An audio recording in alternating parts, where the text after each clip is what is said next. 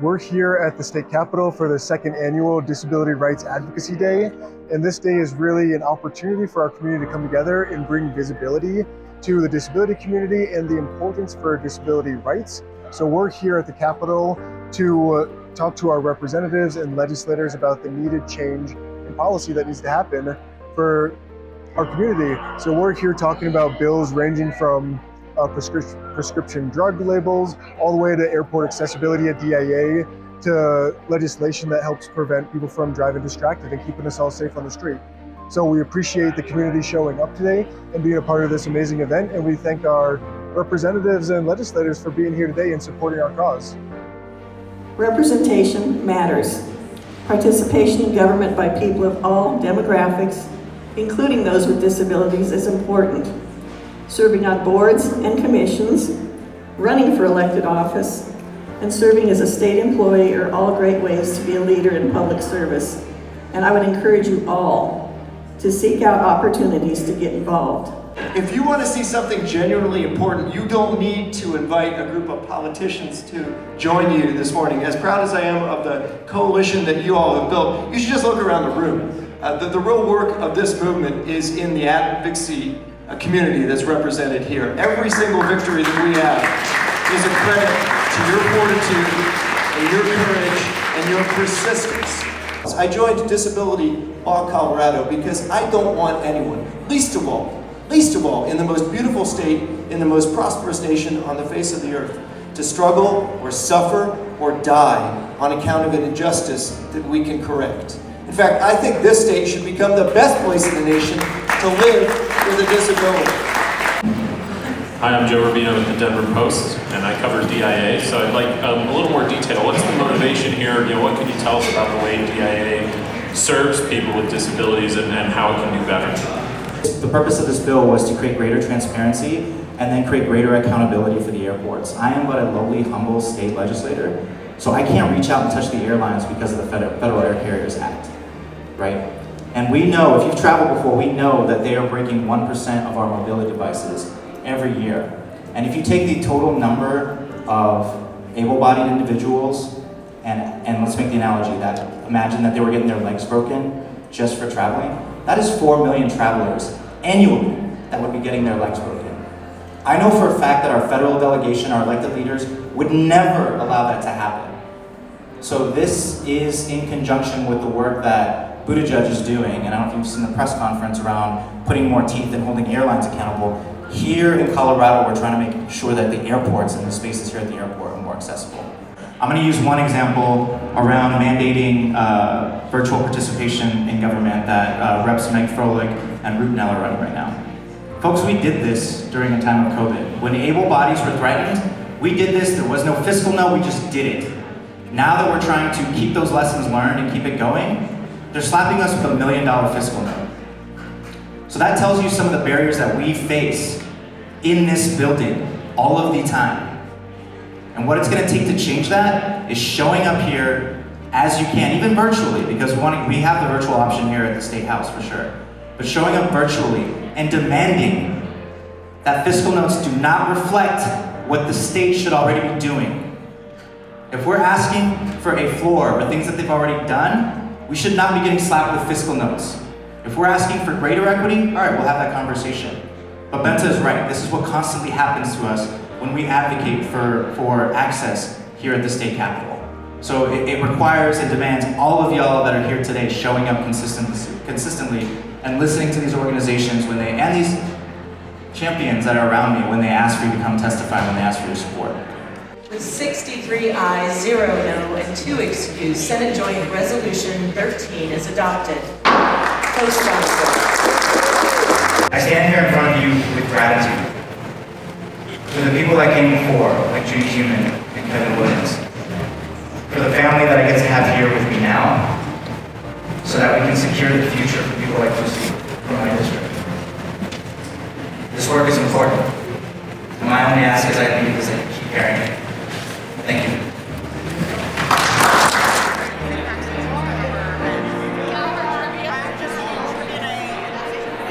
Well, my name is Robert E. Lee II. I'm I'm a resident of Colorado. I've been born and raised here in Denver. I represent a community-based organization called You Don't Look Blind. We're a peer-to-peer support group. We're not a nonprofit. We're not a for-profit. We just are a community of individuals helping each other navigate daily living. And it's amazing to me that as a society that we're still having these conversations after 50, 60 years of asking for rights and equality and inclusion, that we still have to have these on a daily basis. And so representation to be here to make sure that the legislator knows we exist and we just want to live our lives just like they do. My name is Lacey Henderson. I am representing myself as a disability advocate. I'm an ally to the Center for People with Disabilities. I'm a Paralympian and I work in the sports psychology industry. I was excited to hear that the bill that passed, that this was Intellectual Disability Awareness Month. I think that one of our biggest issues within the disability community is we're so siloed off into these different factions and different smaller communities, and essentially we all rise by lifting others. So I think it's important that we also shine a light on invisible disabilities and people that wouldn't necessarily identify with this community because of the stigma. And I think it's one more way that opens up access and acceptance for that.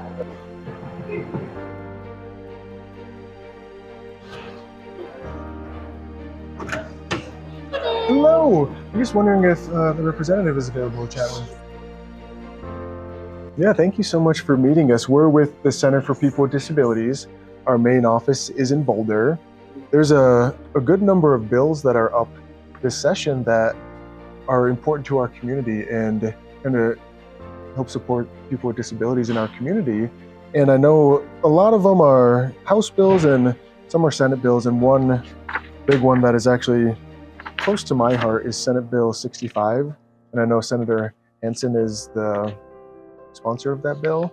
And that's the mobile electronics distracted driving bill. Okay. And that one's really close to me because I lost my legs in 2016 as the result of a distracted driver. So we're really advocating for reforms to those laws, and we think this legislation is a good step in the right direction to help put something into policy that can, help keep people safer. That's really, how our advocacy agenda is set at CPWD, is coming directly from the people we serve in the community and helping elevate their voices and try and make some systems change. So we appreciate your support there and listen to our community speak. Yeah.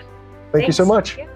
I am here in support of House Bill 24-1318, modifying rental premises for people with disabilities.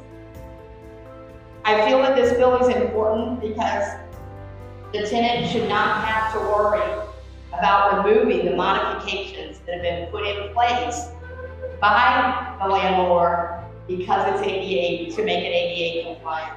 The bill currently states that it would be the tenant's rights when they move out to remove those modifications. Now, those with disabilities are on fixed incomes. As the wife of a construction worker, I know that having to remove these modifications could be costly because you would have to bring in a professional to do it.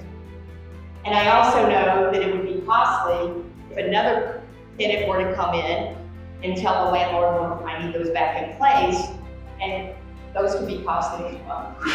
Think of the times that we have all benefited from the cutouts in the sidewalks. They were put there for those with wheelchairs. And how many times have we seen the bicyclists use them or those pushing a stroller? So modifications can be beneficial for everyone. I'm the chair of the Association for Colorado Centers for Independent Living. And I stood up here with you all last year. We were on the other side of the foyer here, but stood up here and I told you about 29 individuals from Gulf County who were being evicted from their apartments, all people with severe mobility disabilities and brain injuries. It's taken us a year. I want to give you an update. It's taken us a year to rehome and find accessible housing for those 29 individuals. And the reason I wanted to tell you that again, we still have one gentleman who is unhoused that we are trying to find accessible housing for. I wanted to tell you that again because I want to illustrate to you the crisis level that we are at in the state of Colorado with housing in general. Yes, you hear about it in the news every day, you see it online, you see all the worries about our migrant neighbors who have come to Denver and to our surrounding space. The accessibility issue has grown tenfold since last year. We are at full critical crisis for accessible housing in the state of Colorado. We are in need of a very, very drastic action. We need everybody's voice in this. This is a basic human right. Accessible living independently is a basic human right. Please help us in making sure that our legislators, our nonprofit partners, our agencies that are here today understand the critical mass we are at with housing in Colorado. Thank you. My name is Carson Cutting, and I am in the Arc of Colorado, a large board member. I am happy to be here on behalf of Arc of Colorado to support House Bill 24-1161. This important bill pertains to car sharing companies. It states that at the time a car is available for ride, information must be provided about whether modifications have been made to the vehicle and if it's accessible to individuals with disabilities. Presently, car sharing companies are not required to indicate whether they are accessible if modifications have been made to the vehicle for them to accommodate a driver or rider with a disability. This is what needs to change. Before I send you all home, my question for you guys are you guys all advocates? So, I hope that you'll still be advocating after this. But if you don't advocate, what does this all do? Does this all go in vain? Or does this make change? Change!